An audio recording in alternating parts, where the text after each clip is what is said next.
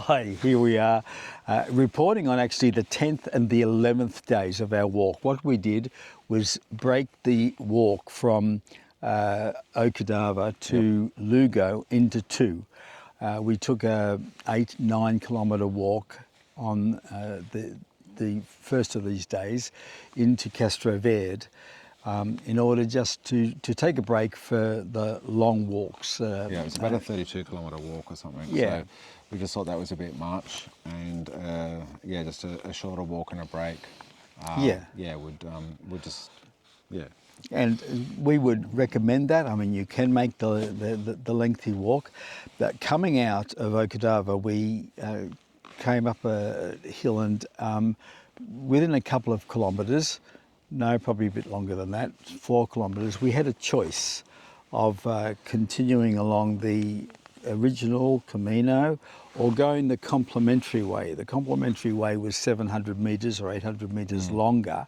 But we would recommend taking that. The shorter way goes straight through to Castro Verde, but we went meandered around a bit and saw some beautiful valleys. Walking in October, the cloud was down in the valleys beneath us, and that was something beautiful to behold. Yeah, it was a beautiful walk.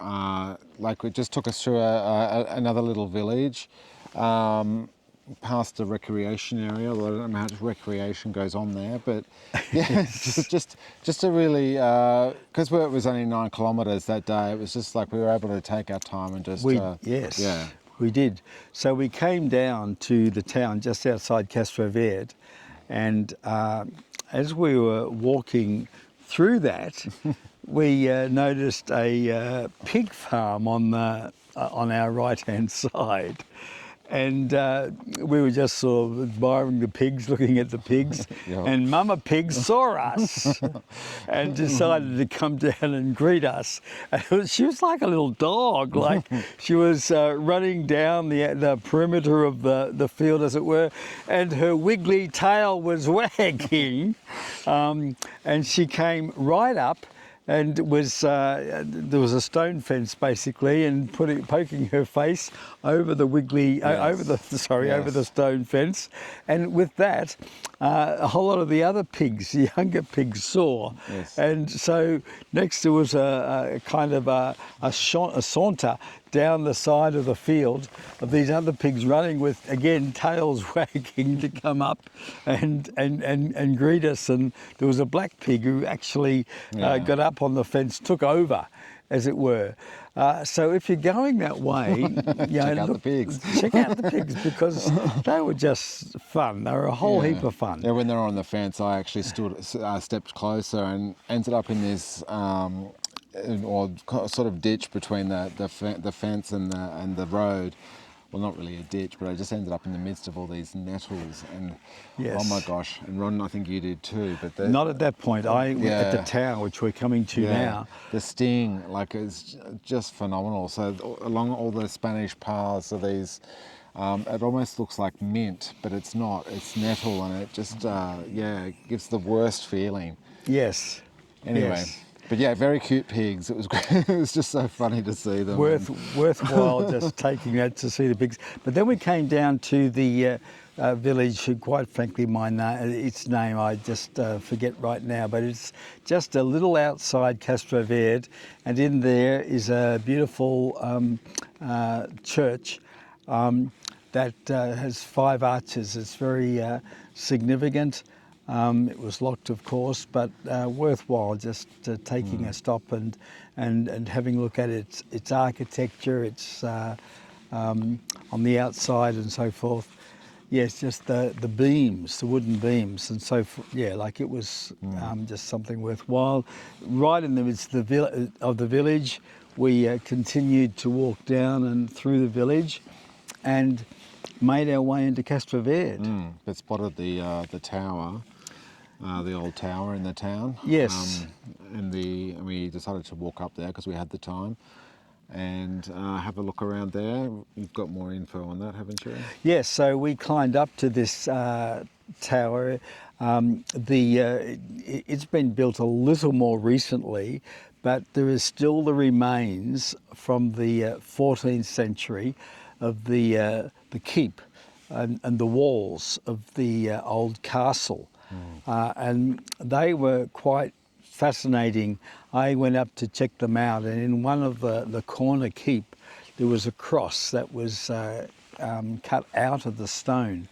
And so very clearly there was that Christian basis to this castle was up there. That was where it was that I was then, covered in nettles. Oh, no, the whole place looked like a weed garden, didn't it? It did, yes. It sort of looked really run down considering this whole sort of heritage site. Yes. It was just sort of all overgrown with the weeds, and it's unkempt and and there wasn't there a cave or something that was there as well? So, well, there was. The books kind of said, that we could go and check out this cave, this Stone Age cave, which was supposedly in the middle of Castro Verde. So we're walking on Google around. Maps, it says that, but it's yes, not. it's certainly not there. So when we did some inquiry of the locals, we found out actually from the tower, it's a further 2-kilometre walk.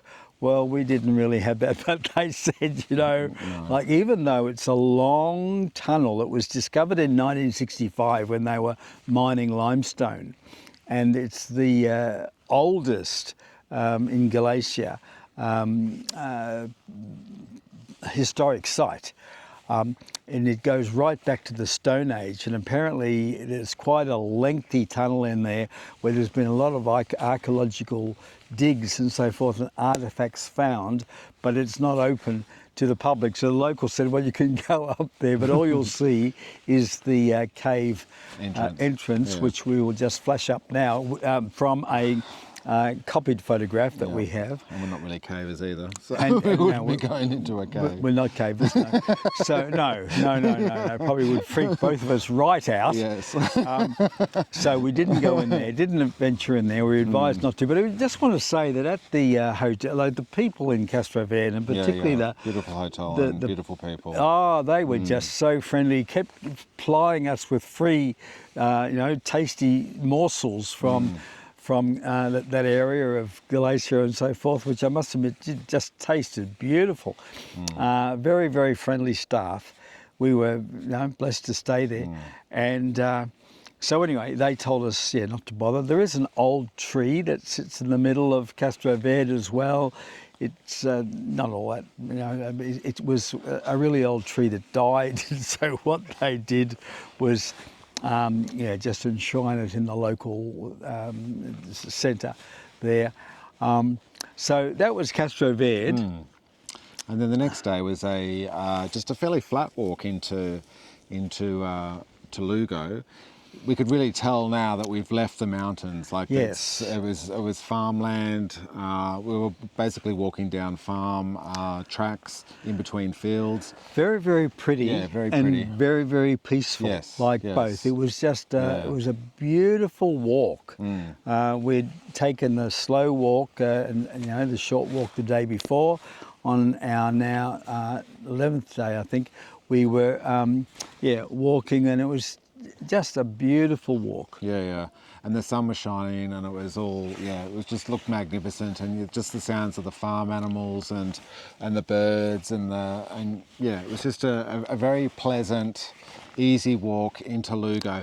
Once we hit a certain point, though, we could sort of tell we're on the outskirts of the city, because it started to get a bit grungy and a little bit kind of, okay, here we go. We're going to get into the city, because we actually had to cross the freeway.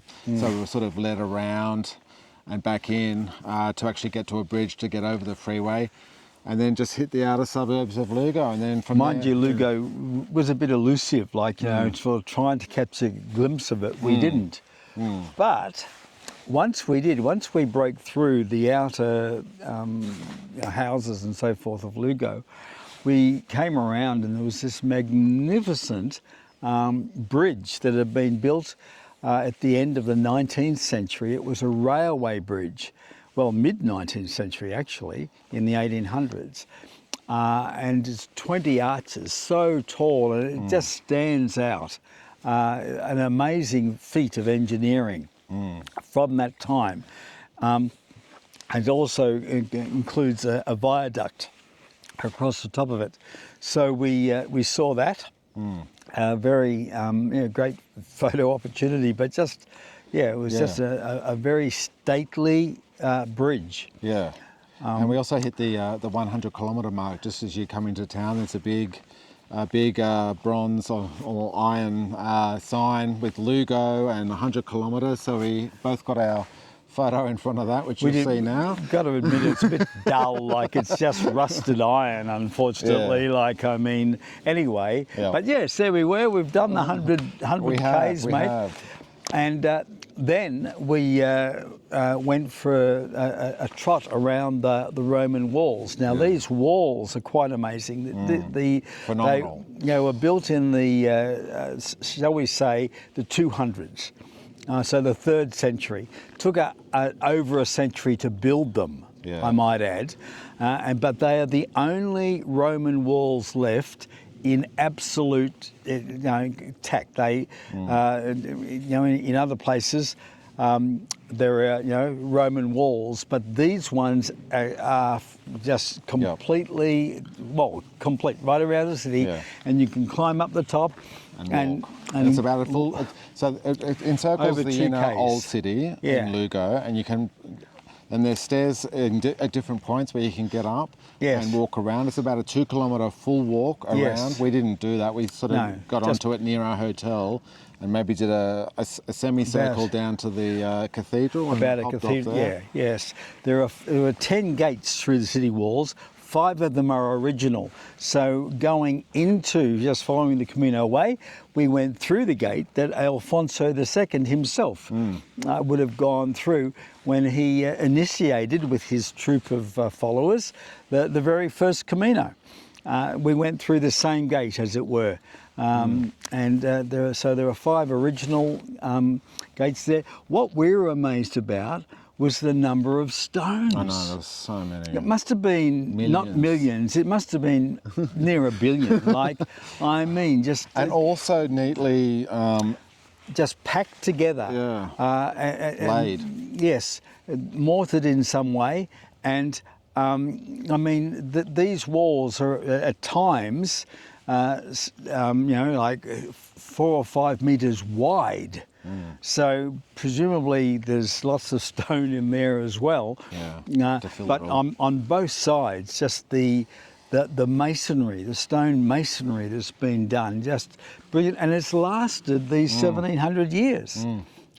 So I mean, for the Romans, for all of their misuse of power and so forth, certainly contributed to society and I mean made things that have long outlasted the roads and so forth that are built today. Even in our hotel, there was underneath the reception area there was a glass section where they'd excavated part of an old Roman road. The Roman road, the east-west road, and steps and all kinds of things, and you could even the guttering. The guttering could be very, very clearly seen.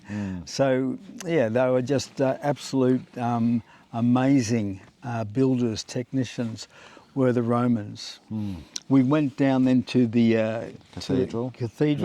Beautiful. St Mary's it was called, wasn't it? Worth a visit there. It absolutely is. Just the glory inside the cathedral. Just looking at the altar and right up to the dome above. It's got a perpetual monstrance with the host that is there, so it's 24 hours. Yeah, so they've got it's called Perpetual Adoration. Perpetual Adoration. And it's the only church in the world that does it, apparently. I heard on our little phone thing as we were walking around. And it's just a beautiful spot to go in and sit and just, the monstrance, and then all this artwork and amazing, and a museum added to it. that isn't only religious, it goes back, it's got artifacts again back to the Stone Age from all over, from Africa, from all kinds of places, spearheads and coins and so forth, etc. There's a tiny little coin there we couldn't help think, is that the size of the coin that the widow threw into the yes. offering box that Jesus made mention of, that he really, exalted her for that. But the other thing that just really struck me when going into the cathedral was this brass representation, this brass, well, what do you call it? I don't know, sculpture of the Last Supper, full size. And there's Jesus with the disciples just sitting around the table. I couldn't take in the beauty of it. It would take so long. I think that was on a cart though, so I think they do actually do a procession with it maybe at Easter. Oh, okay. So I didn't realise it was on the cart. Yeah, it was on wheels. So okay. I think it's used Right. to probably go through the town at Easter time. Mm. And then in the dome above the altar is this magnificent fresco of Jesus Christ in his glory, in heaven. It's just magnificent. That itself, you could sit there for hours and just contemplate whoever the artist was, I'm not sure, but has incorporated in the scene of heaven. Just something, again, lifts us, that's what cathedrals do, of course. They lift us from this earthly reality to point to heaven, to the transcendence, and this cathedral, St Mary's there in Lugo, does it magnificently. Just the most magnificent cathedral to go visit. Indeed. Yeah. So we'll leave it at that. We certainly will. Thank you for watching, and we'll see you tomorrow, or tonight, on our walk out of Lugo, which we are currently doing right now. So, Yes. yeah, thank you again. God bless you. Thanks for watching.